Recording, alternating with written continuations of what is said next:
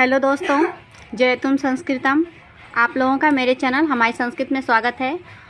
आज की इस वीडियो में हम लोग जानेंगे संस्कृत में चतुर्विध संधि का नियम व पहचान। जो लोग इस वीडियो को पहली बार देख रहे हैं उन लोगों को मैं बता देना चाहती हूँ कि जो चतुर्विध संधि है ये संस्कृत में व्यंजन संधि का एक प्रकार है और हम लोग इस समय जो है संस्कृत में व्यंजन संधि पढ़ रहे हैं और ये चौथा, इससे पहले की 3 जो है हम लोग पढ़ चुके हैं और ये चौथा संधि है व्यंजन संधि का। तो चलिए जानते हैं चतुर्विध संधि। चतुर्विध संधि का जो सूत्र है वो है खरीच।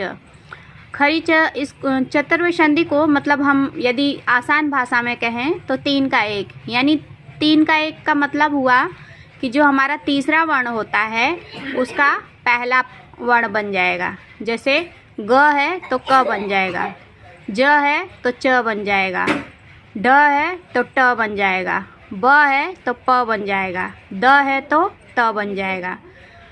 इस सूत्र को मतलब सरल तरीके में याद रखने का सबसे शॉर्ट तरीका यही है कि इस संधि में जो है जो वर्ण होता है संधि विच्छेद या संधि वाला शब्द, उसमें जो है तीसरे वर्ण का पहला वर्ण बनता है। अब इसका नियम क्या है कि जो पहला पद है उसमें झल प्रत्याहार हो और जो दूसरा पद है उसमें खर प्रत्याहार और बनेगा क्या, हमारा चर प्रत्याहार बनेगा। झल प्रत्याहार में हमारा पहला, दूसरा, तीसरा, चौथा वर्ण आता है वर्गों का और जो तीनों स है हमारा बड़ा, छोटा और मूर्धन्य स ये आता है। खर प्रत्याहार में हमारा पहला और दूसरा वर्ण रहता है और साथ ही साथ हमारा तीनों स रहता है। चर प्रत्याहार में हमारा जो है जो पहला पद होता है, पहला वर्ण होता है, जैसे क है, च है, ट है, प है, ये आएगा। त है जो कवर्ग, चवर्ग, टवर्ग, तवर्ग, पवर्ग जो है ये जो पहला वर्ण है वो आता है हमारा चर प्रत्याहार में।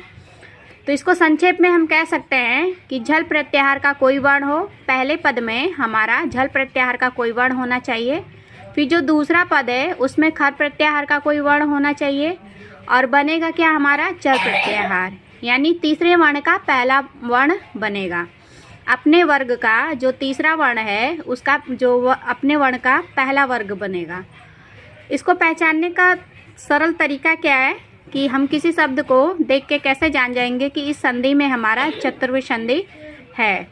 तो जो हमारा परीक्षा में मान लीजिए आ गया तो जो शब्द जहाँ पे संधि विच्छेद वाली जो जगह होती है वहाँ पे हमें अपने वर्ग का पहला वर्ण देखने को